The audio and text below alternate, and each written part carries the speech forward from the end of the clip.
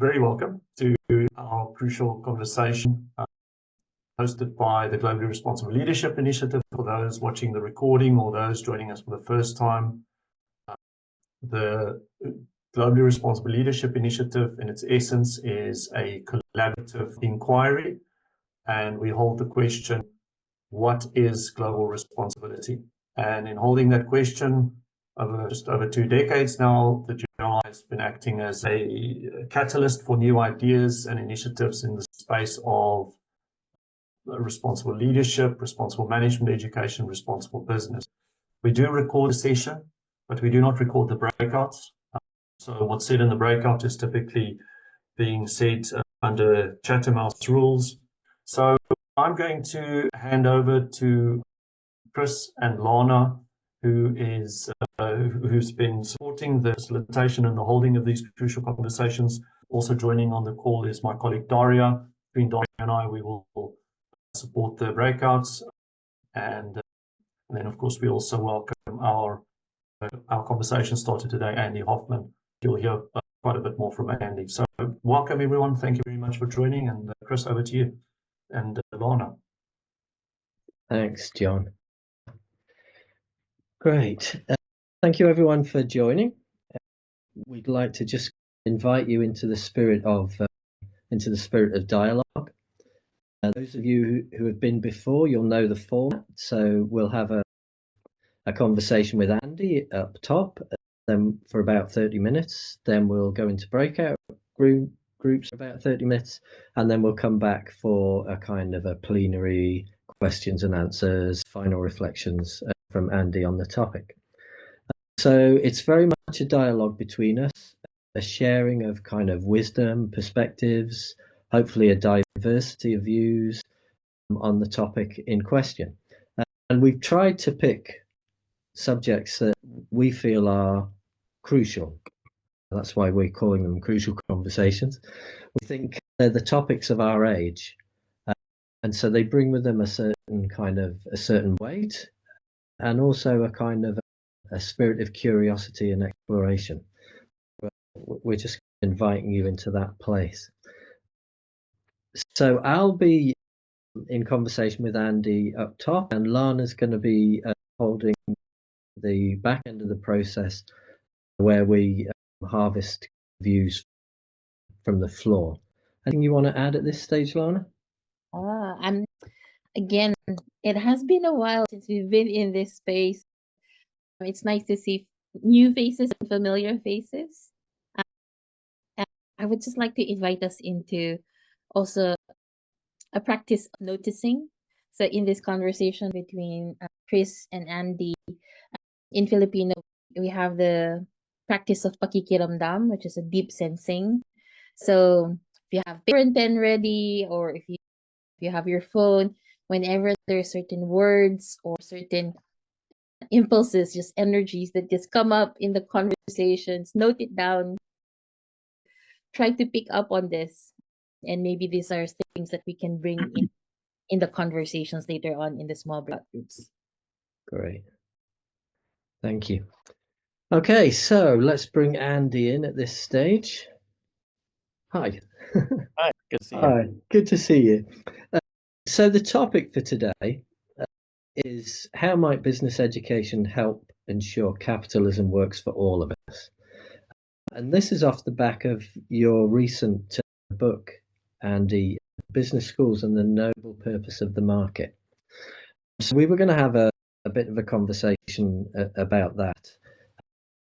And then Lana will take us into the breakout groups. So firstly, maybe just where are you? Because I always love to know where people are. Yep. And just a little bit about the management school too, maybe. Sure. I'm at the University of Michigan at the Ross School of Business in Ann Arbor. And what more would you like? That's a good start. So when we talked last week, you said something to the effect of capitalism is broken, and somebody needs to fix it, and maybe business schools can be part of the fixing.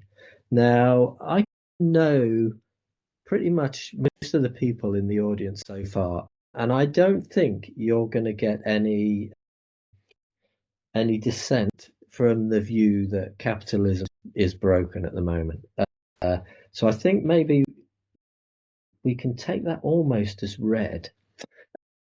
So what I wanted to do instead was, underneath that, I hear in you a kind of a sense of there is something within capitalism that is of value. So you're the kind of the title of your book was Business School and the Noble Purpose of the Market.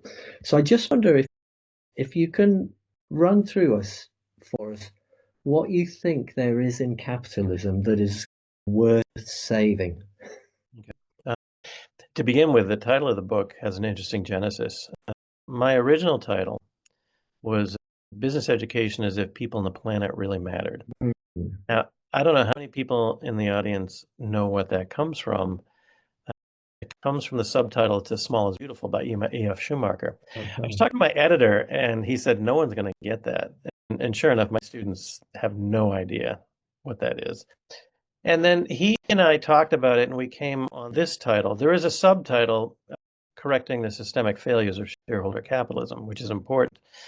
I like the title because it is a way of drawing in a broader audience. When I first presented, I wrote this while I was on a fellowship at the Harvard Business School for a year, and when I presented it to the faculty, one of the first questions was, is this just going to be another anti-capitalist screed? And I was like, no, it's not. Even to the point where the Financial Times gave a review and they called it a call for an anti-capitalist business school. And that really grates on me because that's not what this is about. If we're going to come up with a new system, it has to come from the institutions that came before. We aren't going to have the opportunity to wipe the slate clean and come up with a new system. We have to amend the system we have. And so a system that goes back to the origins that Adam Smith envisioned. Adam Smith was a moral philosopher. He saw the market as a way for people to serve each other, to serve society. He talked about well, I'm blanking on the bystander that will always watch. And so how do we bring some of that back? Recognizing, for example, that there needs to be a proper role of government in the market. We're living in a time right now where people are questioning that we need to rethink the purpose of the firm. It's not just to make money for the shareholder. That's an idea that emerged in the 70s with Milton Friedman in the Chicago School.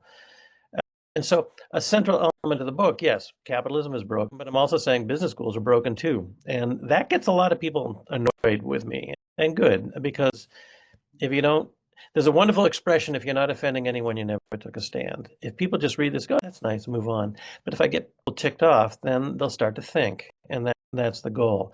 I'm not pretending I have all the answers, but I am trying to provoke a discussion of how can we amend capitalism? What role do business schools have in doing that? Because I have a number of colleagues, both here and elsewhere. I'm not going to try and teach my students how to fix capitalism. I'm just going to teach them this is the way it works, and this is how you make money from it. And that is what Joseph Stiglitz calls exploitive capitalism. I know the system's broken. I don't care. I'm going to take my piece. Let someone else worry about it. And if that's what we continue to create, we will make the problem worse, and we're doomed. And so the flip side of that statement is that we as business schools need to take responsibility for things like the Great Recession, the Enrons, the Boeings, these kinds of questions. I think we need to own up to our role in creating these problems and have a more aspirational role in making capitalism work better for everybody. Great. Knowing that a lot of people on the call today will be working within business schools or working into business schools, and again, that they probably won't take too much offense from anything that you might say, but maybe they could do with some kind of catalytic insight into how you think the business school is broken also then. It's ossified. The curriculum really hasn't changed in decades. It's homogenous. You could yank me out of the organizational behavior core at Ross and drop me in most business schools. I'll click right in. That shouldn't be There should be more heterogeneity. There should be more diversity. I saw a talk by David Brooks recently. He gave it at Notre Dame at the Virtues and Vocations Conference last year. And he said something that really stuck with me. He said that you can meet some people and know they went to a particular school because they have a certain worldview. Can business schools say that? I'm not so sure they can because we're cookie cutter. And I would also add, by the way, that we have a product called the MBA. We sell it and we make money. And the idea of changing that product flies in the face of the rankings. It flies in the face of the reward systems. I am rewarded for research with a capital R, teaching with a small t, service with an infinitesimal S. And our impact on the real world really doesn't come into that equation in a very, very serious way. In the opening of the book, I have 2 chapters for the primary audiences of the book. One for students, you take from this. The other's for faculty and administrators. And I make a point, I want to see more senior professors act like what I call elders. People who are not fixated on their own stature and career anymore, but they're focused on the institutions through which others will come up through. Do I need more citation counts? No. Do I need a higher H-index? No. And so I can do something like write this book, which isn't a research book with a capital R, but it's speaking to the audiences that I think we should be speaking to. I find that a bizarre irony that I can write something for my students and it doesn't register on my annual review. I think that's crazy. And so I shouldn't care about the reward systems. That's the beauty of being a full professor. I want to see more people take advantage of that gift of being a full professor, act like elders, change the institutions, improve the institution to serve society. I don't know if I'm right here, but I feel like I'm hearing a kind of a desire in you to have some meaning in what you're doing, to have some impact in what you're doing. So I just wonder, is there something personal about where that comes from, or what's motivating you, what's driving you in this kind of quest? Yeah, I think that's a fair statement. I have focused on sustainability for my entire career. I got into business school not to write for academic publications, but to have an impact on how we as a society through the market impact the environment. And so the notion of a calling or a vocation resonates very strongly with me. I do not think or quite frankly, I don't think any of us will come to the end of our days and say, did I make a difference? And measure that by citation counts or academic publications. It's not the metric that's going to matter. Did you touch your students? Did you affect the way people think? Did you improve the institutions of our society to serve everybody? And yeah, the idea of vocation, the idea of meaning and purpose resonates very strongly for me. The final chapter of the book is around the idea of helping our students think of management as a vocation or a calling. I actually have a program where I take students on a retreat out into the woods to discern their calling in management. I think we need to bring that back. If you read Rakesh Khurana's book From Hires to Higher Hands, he says that was the original focus of business schools, to train business people in the spirit with which we train doctors, and we've lost it. We've gone from hiring teams to hired hands. We're skill shops. We're access to a network. That's what we are. And that's a very dangerous place to be, because once someone figures out how to get to that network without us, we have nothing to sell anymore. Yeah, yeah. I want to come to the course that you have about taking people out into the woods, because I love that. I want to come to that in a minute, but just before we get there, I wonder about your passion for sustainability. Then, about that being the kind of way in. Is there a story about, or some background about where that came from? Is it a particular part of the world that you fell in love with, or is there? I grew up with I don't know. I grew up with a strong interest in the environment, environmental protection. I grew up in nature. I got an undergraduate degree in chemical engineering and minored in environmental engineering, which at the time really meant wastewater engineering. There was no such thing. When I graduated in chemical engineering in 1983, I interviewed with Procter & Gamble, and they said, "What would you like to do?" And I said, "I want to do," at that time, sustainability the term didn't exist, but I want to do environmental work. And I love the answer. "Oh, that's the chic thing to do nowadays. We're really not concerned about that at Procter & Gamble," quote unquote. I'll never forget that. And now I talk to them today, and it's a very different story. And that's in grad school as a recognition to me that if we are going to properly deal with these issues, climate change, species extinction, you have to steer the market towards solving them. It's the most powerful institution on earth. If it's not solving them, it won't be solved. And so connecting business and the environment is my way of enacting my purpose, which is protecting the environment, with a tangible set of solutions, which is business. Great, great. And I love that you've taken that to, okay, let's go out into the woods. So can you just describe that Sure. that course, that retreat a little bit? Yeah, I got outside funding to do this from the Arthur Vining Davis Foundations. It never would have gotten off the ground inside the business school if I had pitched it. A, it costs money, and money is tight, but B, the idea was countercultural. That, like, for example, when I got the funding from the Arthur Vining Davis Foundation, I was late, but I quickly went to the curriculum committee to try and get course credit.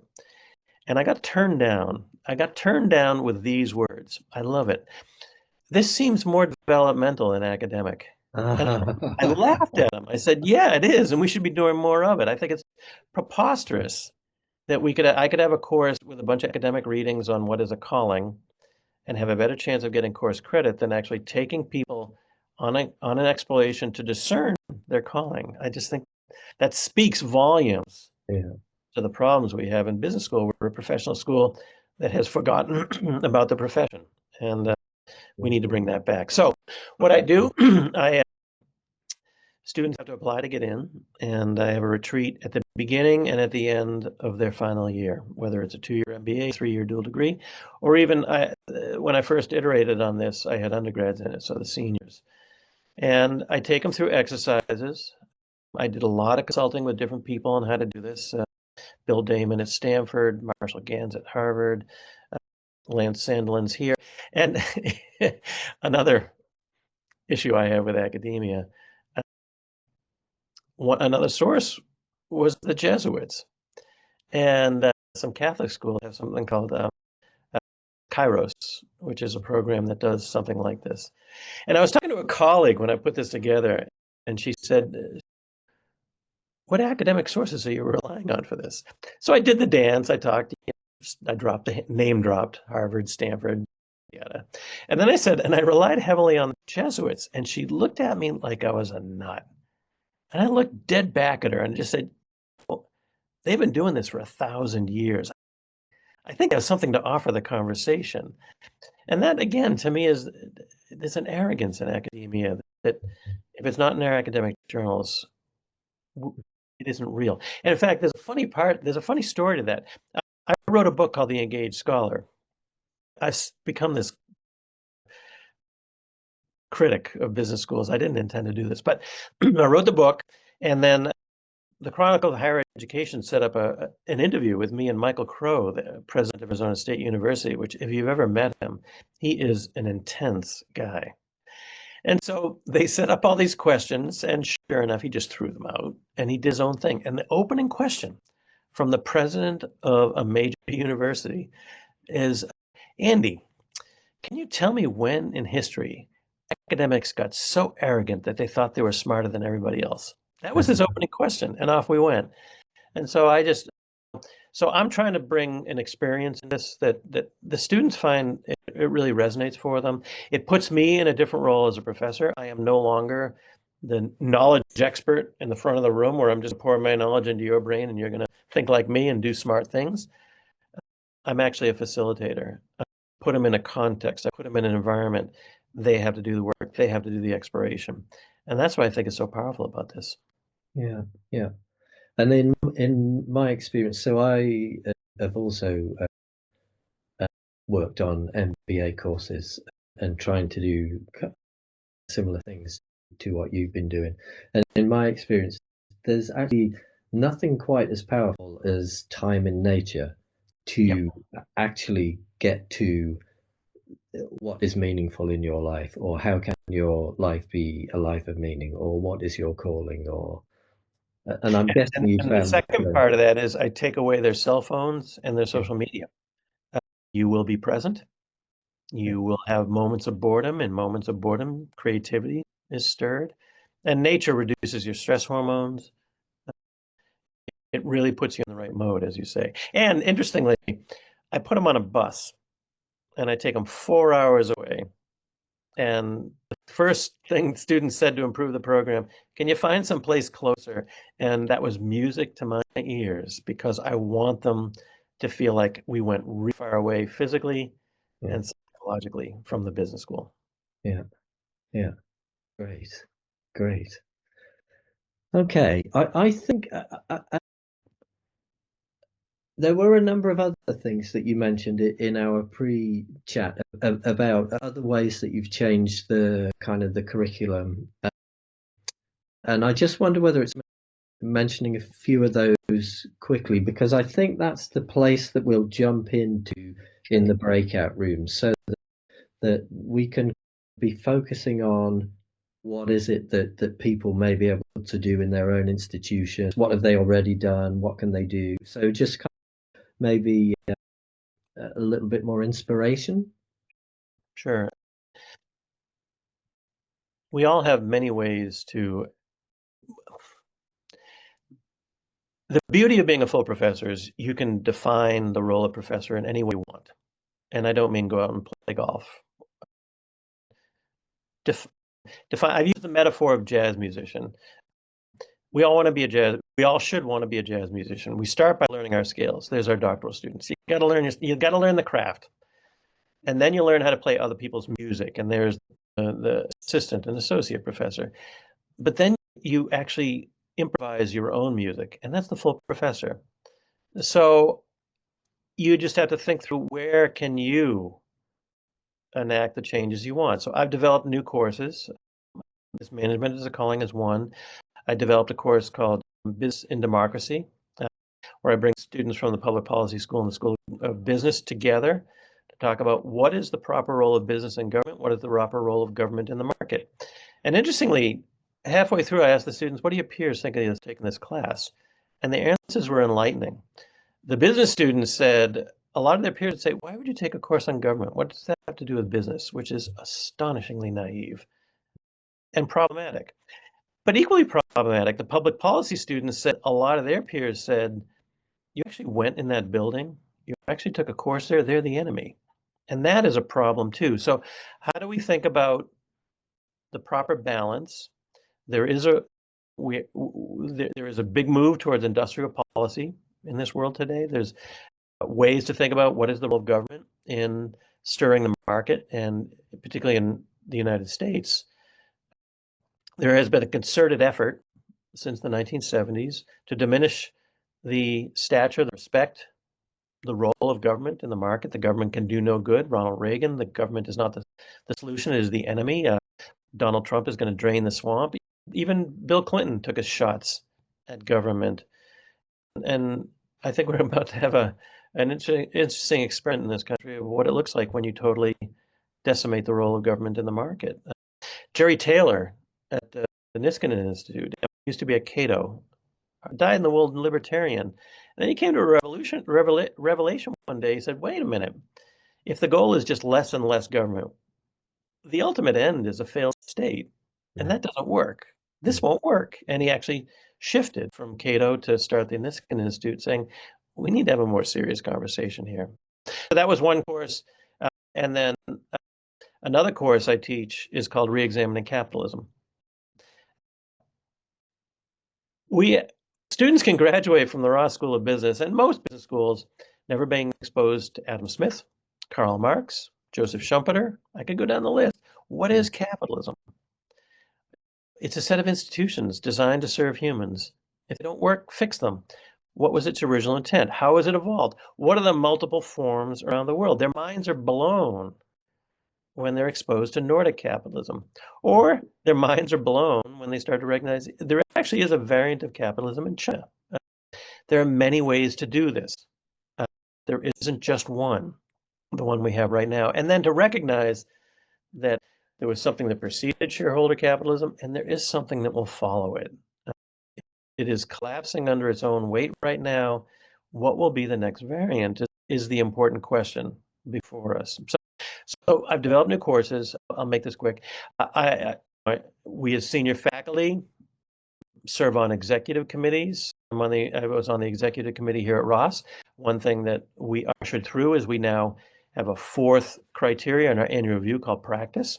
We're still working on how to measure it, but practice is a separate category of how you're impacting the real world. You can now get a letter from a practitioner in your promotion and tenure packet.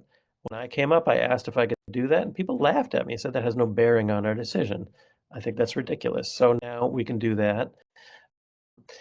We're setting up an award for impact on practice.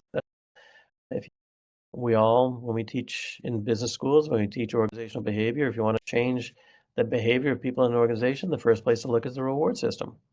We have to change our reward system. And then there are other efforts as well. I'm heavily involved in RBM, which is trying to get the journals to start to focus on topics that have more empirical relevance, particularly around the Sustainable Development Goals. I've been a vocal critic. I speak out. I'll be giving a talk. I'll be the keynote at the AACSB Dean's Conference in Toronto in October. I'm very excited about that. This is not a normal role for me. I'm not by nature a critic, but I'm not doing it just to be a bomb thrower. I'm doing it because I think the institution has a proper role to play in our society. I see students becoming more and more frustrated with the quality of the curriculum they're getting. The time is now, and I just happen to be at the right place at the right time, but there are many others offering similar concerns. The speaker at the Dean's Conference 2 years ago, Sidney Finkelstein from Tuck, the title of his talk was "Our Business Was a Scam." Focusing all this on all these academic journals, but if we're not speaking to people in business, what are we doing? And it's a fair criticism. He brings out a really nice point. We've demoted teaching in our reward systems. We call teaching a load. It's a teaching load. It's a burden. It's something that we would like to get off our shoulders so we can focus on the more important stuff, our academic research. But if it just sits in the academic journals and never goes further, what are we doing? One of my doctoral students a number of years ago did an interview with Malcolm Gladwell for the Journal of Management Inquiry, and he asked a number of us to do a commentary. And in that interview, Malcolm Gladwell admits, I go and find this academic research on the dusty shelves of the library, I clean it off, I polish it, I apply it, and I write books. My commentary, the title was, and he cleared it with Malcolm Gladwell, it wasn't an insult on Malcolm Gladwell, but the title was, let's put Malcolm Gladwell out of business. Why are we letting him, our work, turn it into work that people in the general public will read, and he makes himself rich in the process? Why aren't we doing that? Yeah. We should be doing more of that. Great, thank you. Plenty of inspiration there then. Thanks. Lana, do you want to take us into the breakout groups then? Yes. I first, Andy, I really love that provocation of how can professors act as elders. That really gives there's a way. I have to give credit where credit's due. I got that from David Suzuki.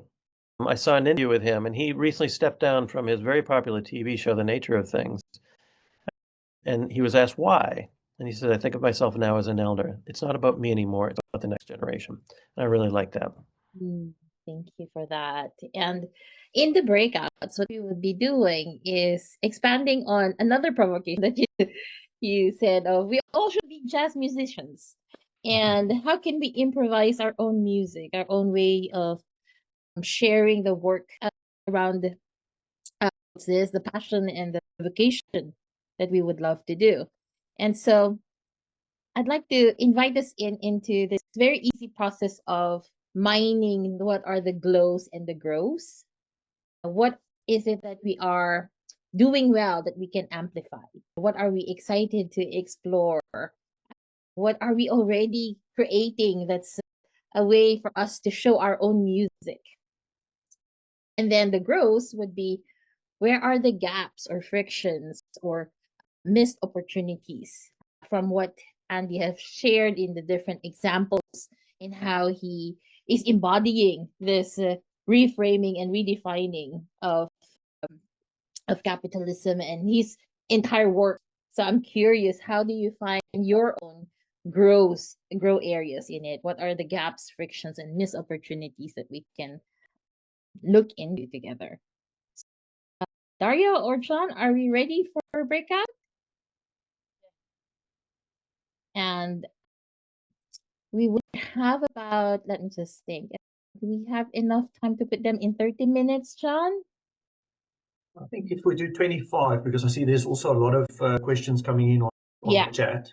So if we do these for 25, and I know Daria's got the breakouts ready, I'm just recutting and pasting the questions into the chat for those. Yes. And so we'll have 25 minutes, and hopefully you get to have enough time to share as a group. And if the invitation is, if we can have one who scribes and then can put it in the chat later on, so we have a harvest as well of what has transpired in your group, that would be great. Just a reminder that any chats that you make in the breakout will be lost. So if you are chatting in the breakout, perhaps just make sure you have it in a notepad or some other software so that you can cut and paste it back into the main chat when you come in. Thank you. So see you after 25 minutes. Not enough time in all this conversation. No. So I'm curious, what got your heart pumping in terms of what you've heard from your group mates, from your buddy groups? Any compelling thoughts or impressions that you would like to share with us from what you've heard in your small group discussion? Go for While it. others are thinking, I thought that it's really interesting how the word leadership came up more than once, and a lot depends on leadership, not only of the institutions that we are in, but also of how we grow leadership in our students and how we make them understand what it is. Yeah. So it was really interesting for me. Thank you. I had a thought to that. It's leadership, but it's also issues like character and judgment and wisdom. And David Brooks, in one of his books, makes an interesting point that we focus in education on resume virtues, not on eulogy virtues. The resume virtues, what's going to get you a job? Eulogy virtues, what makes a life worth living? What will people say about you when you're dead? What's your legacy? The rub is the resume virtues we do in a classroom. Eulogy virtues, you teach them like a craft. You teach them like apprenticeship. You can't just give people wisdom. They have to develop it in a different kind of way, which forces us to rethink our teaching model. And something that came up in our groups, I think the barbarian is at the gate to force us to change our teaching model. That barbarian is AI is going to demand that we change how we teach. Can you say more about that? If students can go to AI to write their papers, to do their research, if we don't adapt, because you can't put this genie back in the bottle, if we don't adapt, we're done. We are done. So we're going to have to figure this out. We're going to have to teach differently. Yeah.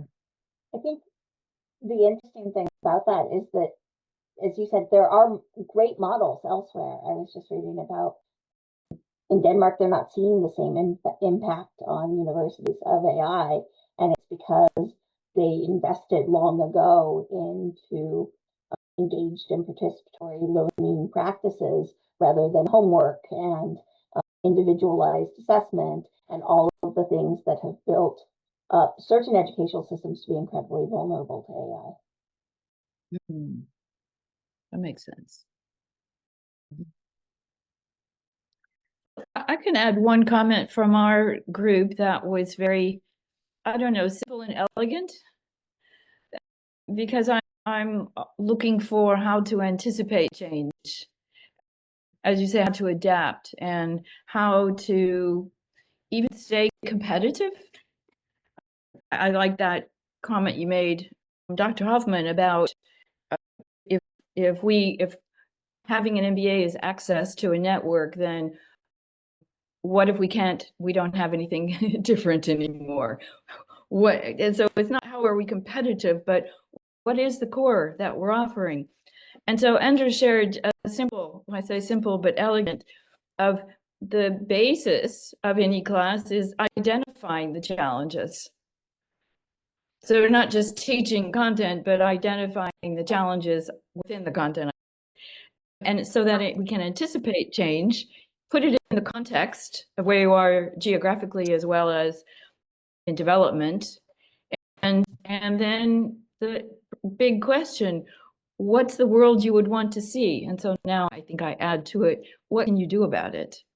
And with that kind of mindset, it kind of changes the content of a class, or maybe how we teach it. So thanks, Andres, that was wonderful. Thank you, Kathleen. It's fascinating what you were saying about what's the core that we are offering. Mark just jumped in our in our group, and he even shared about they have this DNA program in EM Leon, and as part of their DNA courses, they have signature courses like Act for the Planet and things that are related to social entrepreneurship and planet change.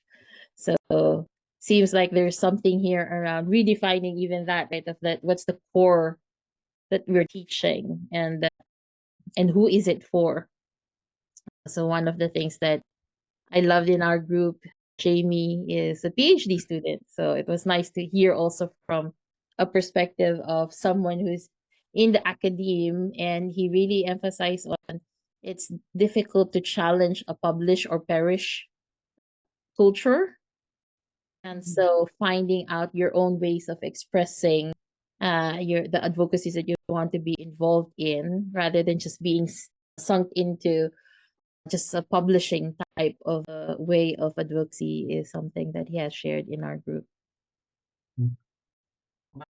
May I quickly just reflect on some of the things that were said in our group, Yes, and go also on. building on to what Kathleen was highlighting. Thanks, Kathleen, for sharing that.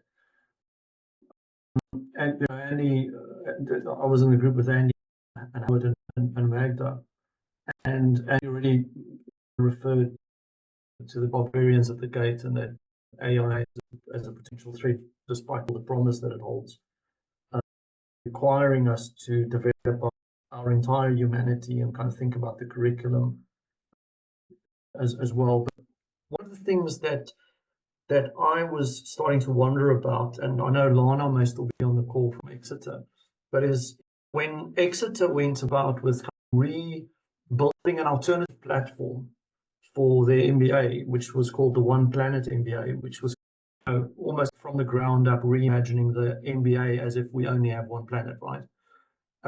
When that was done, it was, of course, done also, I would guess, with a view to being competitive. And Kathleen's now touched on that. How do we anticipate change? How do we stay competitive?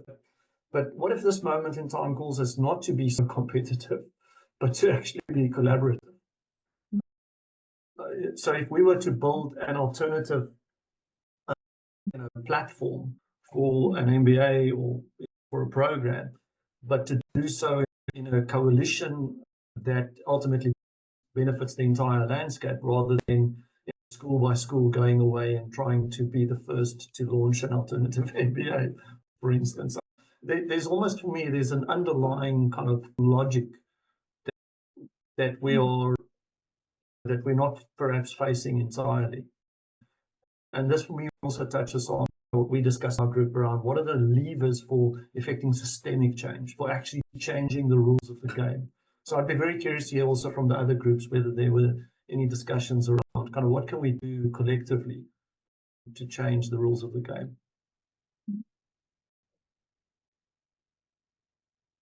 Well, if I might add on our discussion, the rules of the game are defined by two things you just said or your earlier people. One is publish and perish, and early career researchers worrying about whether or not they have to produce citations and everything else. So one level is the citations and the measurement of citations, which is endemic in structures in business schools I know. And the second one, apart from that structure, is simply publish and perish, and rankings.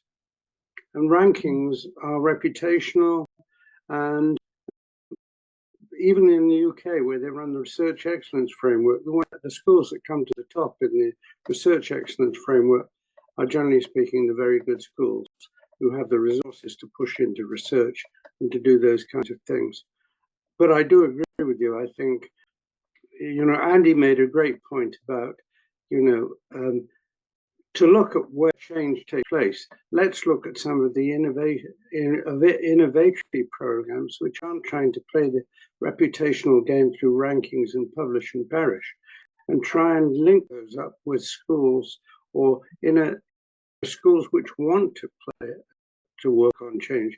I don't know enough about the Exeter program. I know Rajni and I do there extremely well, but I don't know enough about the programs to. But my suspicion is that the One Planet MBA program is extremely good, but not highly understood elsewhere in the UK. And I'm not being unkind. I'm just making an observation. Thank you for that, Howard. And I'm very much conscious of time. I would love to give Andy some some time to share thoughts, or if are there certain questions that were shared in the chat that might be a way to send us off into our further inquiry after today's crucial conversation. Andy, any last thoughts? I'm not sure. I was looking through the chat, and John put in something that, are we at the beginning of the innovation S-curve? Many of us have been calling for transforming business education for many years. Many feel tired by now, but if we only need one small push. I don't know, but I do feel that there's a growing discontent among many constituencies that matter for what is the business school. And certainly here in the United States, what's coming down from the Trump administration is certainly pushing for change as well. I think the worst thing we could do here is just balkanize, resist, and not change. Michael Crow at Arizona State, he has a common line when he talked to other faculty administrators. He said, evolve or die. And we are in a period of chaos. We're in a period of flux. And in periods of flux, there's an opportunity for change. So maybe we are at that spot where the innovation S-curve is going to start to turn up, and the efforts of the people in this room will start to take hold and take root. I think only the future will show, but I think that I have been impressed by how many nodding heads I'm getting for the message I'm giving. I haven't gotten, maybe they're just being quiet, I haven't gotten really harsh criticism, except when I say that business schools are broken. People get their back up about that, and I'm fine with that. If that's what it takes to get sit up and listen, then so be it. I'm a big believer in the radical flank effect, and if you really want to move the center, you got to go pretty far out on the flank. And so for people in this room, I'm not on the radical flank, but for some people I am, and I'm okay with that. So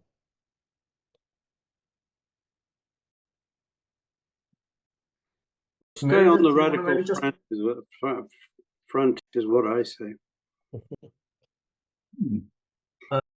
Meredith, sorry, I see you've just posted your question or the point in the group. Do you want to maybe come in here? Bring a perspective also from the PRME world? Sure. And I think Andy's familiar with with some of what I'll say because we often use the nature example in the experiential learning components. For those who don't know me, although I think I recognize many faces on this call, I'm Meredith Story. I'm from Principles for Responsible Management Education Initiative. I oversee content and community. And one of the things that we've been working on is trying to build opportunities for professional development that can empower educators, thereby empower students in the confidence building for experiential learning. When we started about 3 years ago with the Lego Foundation and Lego Education, kind of digging our heels in on learning through play and creativity and criticality in equal measure for a business school. People don't like talking about creativity and joy and like the kind of softer side of a business school, but the tenets of education in experiential learning shows that meaning, joy, active, social, and iterative positions bring you forward. So we've been lucky in the last few years to get to work with partners like Oikos in building platforms for engagement for early career researchers, late stage students, and Prime traditionally hasn't really focused on that niche of, okay, let's build skills for those younger individuals that are hungry for opportunity. But hearing what Andy's saying today and also the readings that I've shared through the past, we know that is there, and the vulnerability is so felt right now in how fast things have changed. And I really appreciate the idea of the elders. I think there are certain people in this community that I look to, and I use that as a North Star for myself. So conversations like this refresh me, and then I hope to refresh things down the pathway for myself. But these conversations serving the elders, so the community having these moments is important, but just to think how it can be greater scaled or create more growth for the systems change and for people management growth beyond just what's here.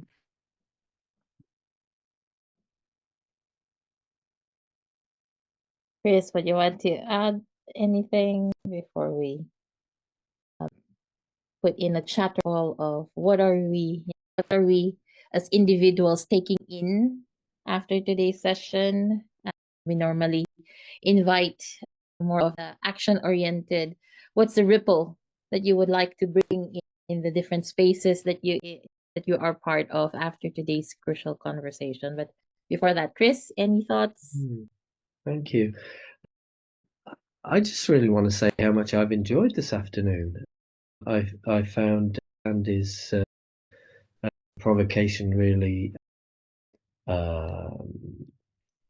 unique and very gentle, but still provocative, which is always a nice way to be. And I've enjoyed the time in the breakout rooms. There's something about the quality of interactions in this community that I find very nourishing, very respectful, and very thoughtful. And I just think that if we keep going and if we keep learning from each other and we keep sharing, then something good will come out of it. Yeah. So thank you all for being here. Yeah, thank you, Chris. And what John also mentioned, if there are other ideas of emerging inquiries that may help us shape our next crucial conversations, please also share in the chat. So as a way to check out and harvest our collective ways of being in together and having those conversations in the chat, I would love for you to write down what's the ripple from these conversations that you would like to bring into different spaces. What's a thought, an idea, an action that you would like to bring and ripple out outside of this space and towards the spaces that you inhabit?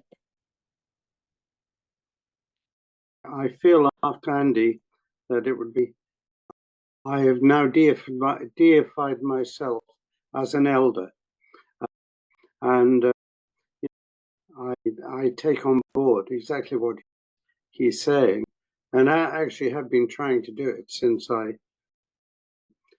stopped being a full-time academic 5 years ago. I'm all for it, and anybody who wants to join the elder category will have to create a head of silver hair if they're male, but I'm delighted to interact with any one of you by email. If you wish, that's fine. Thank you, Howard. So feel free to add in the chat. What's your ripple? And in the topic of eldering, I love from the Colonial Futures, they had this amazing piece around towards eldering. So place it also in the chat. Can I ask Andy a question? Sure. Please go Andy, ahead. can you close us out on something inspiring? You've been working with these students for a long time, and you have had impact. Can you just send us off with a lift off of an uplift of something you feel like you've really made a difference? Well, I'm hesitating to say what I'm going to say because when I hear academics talk and the question inevitably comes, are you optimistic? And their answer is, yeah, because we're our students. And I want to scream and I want to say, what are you doing to help them do that? Don't just punt it to them. And so I am trying to assist students in bucking the rules. And so this program management is a calling. When I first proposed, I'd give talks on it, and I would really piss off a lot of deans because I would say, I'll know this really works when people quit the business school, because a lot of people go into business school for totally the wrong reasons. They don't like that. Having said that, I've been doing management as a calling for 3 years now, and I see in the students light bulbs go off that this is their life. I have them read David Foster Wallace's commencement speech at Kenyon, This is Water. Say, do you understand the water you're swimming in? Do you understand that you're being channeled towards finance and consulting? And they don't. And when they wake up to that, they start to really think, am I doing what I want to do and what I don't? So let me give 2 stories that make me very happy. And I actually had to just report this to the Finding Davis Foundations of the program work. The first one, I had a student who he was in the Navy in the bomb squad, and that was going to be his life. And he had a career-ending injury, and he was flushed out, and he was devastated. So what do? Well, go to business school, get an MBA. MBA wasn't really resonating for him, but he thought it was something wrong with him. And he went through the program and really did a lot of discerning, but still was in the water, and he took a job at Nike. The brass ring, that's a great job. He's an athletic guy, Nike, it's great. It still wasn't working. But rather than force himself to conform to something, he realized the problem's not that I'm not fitting, it's that this doesn't fit. And I'm very tickled that he called me 2 weeks ago and he quit Nike and he's going to medical school. The common thread was he wants to serve. He served in the military, now he's going to serve medicine. Making sneakers wasn't going to do it. I have a second student who graduated and she grabbed the brass ring. She got a job at McKinsey. And for a year, she was miserable. But again, she thought there's something wrong with me. The guy spent 2 years in an MBA program. Everyone said, McKinsey is it. You have arrived. And she wasn't fitting. And she quit with no job and then has actually recently gotten a job doing sustainable agriculture at Cargill. And I talked to her on the phone yesterday, Zoom, and the smile on her face. So I'm not trying to be a subversive, but if we are only fixating on graduating students that have a high salary so we can boost our rankings with the Wall Street Journal, we are doing students an amazing disservice. And if we can help them see what are you meant to be rather than how are you going to make the most money. And so those are 2 stories that make me happy that at least in these 2 students' lives, maybe I've changed something. Thank you. I would love it to see us, rather than measuring the value of our degree at graduation time based on salary, what if we track people for 5, 10, 15, 20, 30 years after they graduate? Are you living a meaningful life, and did we help you do it? Would that change what we do? I think it would. And would that be a better? I'd rather teach in a school that thinks that way rather than how can I help the student who left McKinsey. She had the funniest comment. She said, I realized I was getting paid a lot of money to make some billionaire richer. And that's not what my life's all about. Good for her. And what I find fascinating is that the elite schools, you are at an elite school, it's really tough to change all of that. Yeah. I'm at an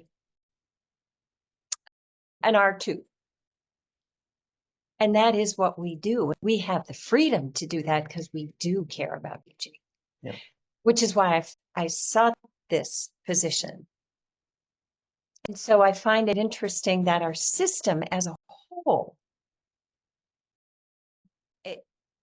the system as a whole is set up to Yeah. reinforce at the most prestigious schools this go on and just make the most money. But here I'm free to talk about fulfilling careers and meaningful lives, and I do it all the time. I have some colleagues that I talk to about this kind of stuff, and they'll say, Andy, I'm not really comfortable speaking values in the classroom. And my answer is, you already are. It's embedded. We worship at the altar of efficiency. If it makes more money, it is good. If it makes money, it's rational. If it doesn't make more money, it's irrational. I have a primary care physician who purposely chose a drop in salary so he could spend more time with each of his patients. He is much more fulfilled. I love my doctor, but that in our world is irrational. You're making less money. That is irrational. If I step outside and trip and break my ankle, I should sue the school. It's irrational not to. That's embedded in our curriculum. That's bullshit. Yeah. And our students know it. They do know it.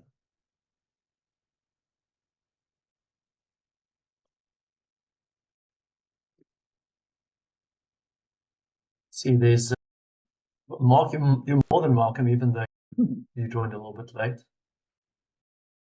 If there are any other kind of burning questions or any insights, or maybe not so profound questions or statements, please feel free. We've got a few more minutes. I don't know, Laura, if you wanted to say anything about the early career experience. I think you had a question about that early on. Oh, yeah, thanks, John. I think partially we've possibly addressed that question, but nonetheless, yeah, very happy to take the opportunity. And I was wondering, what would your advice be to early career researchers? We have to navigate these waters of metrics and key performance indicators. So how can we note it down? You earlier said the time is now. So how can we avoid waiting until we can afford being good elders when we are full professors? What can we do? How can we do meaningful work now while being in this system? That's a really great question. And the answer I have may be unsatisfying. The rules are what they are. I hope and believe they will change, but you have to get tenure in order to be a professor ongoing. So the model, Deb Meyerson had this model called the tempered radical. You're tempered, you fit within the environment you exist, but you're a radical. You hold values that are at variance with the dominant culture. She'll study women in all male organizations, gays in homophobic organizations, and how do they play the role of the tempered radical? So I would encourage junior faculty, be a tempered radical. You got to play the game, but do it in a way that allows you to exhibit, nourish the deeper meaning behind why you got into this in the first place. I think that's one of the biggest problems right now. I see a lot of senior professors who lost the script. They got caught up in the external metrics and they forgot the intrinsic motivations. Don't lose those intrinsic motivations. Hold on to them. Build them slowly. Deb Meyerson talks about exhibiting yourself in small, spontaneous moments. Stay true to who you are, recognizing you got to play the game. So are there ways you can start to innovate in the classroom? Ways that you can, someone put down here positive deviance. That's what she is talking about. So, play that dual role in this transition period, because I do think that when you become at least associate, and certainly when you become full, you're going to have a better sense of who you are, why you did this, rather than one of my colleagues said a problem with our field is we got too many senior professors thinking like junior professors. I have colleagues who are still chasing academic publications when their citation count is through the roof. I see ugly behavior of senior professors asserting primary authorship over a junior professor or a doctoral student. Are you kidding me? Are you that insecure? Give me a break. Don't become that. And I think if you do, stay true to who you are and don't define yourself by these external metrics, you will live a more meaningful life as an academic. Thank you very much, Andy, again for your time. Again, I'll keep this open, but I think we're going to bring this to a close just formally for those that need to dash. And of course, we'll go through all the chats, the notes as well, if there's anything rising that we think we can support, amplify. I noticed some discussions were taking place between our colleagues in Gothenburg and in Oulu, and maybe we can see if we can do something around democracy. I know Anders Sandhoff spoke about that recently. So yeah, I'd be very curious to pick up all of those threads. Thank you very much, everyone, for being here today. I'll stick around if there's anything else. Okay. Thank you all very much. Thank I you, have to Andy. run. Thank you very much, All right, everybody. I thanks. really Thanks, enjoyed it. everyone. Thank you. Thank you. Thank you, Everybody. Kathleen and Laura. Thank you. Thank you. Thank you.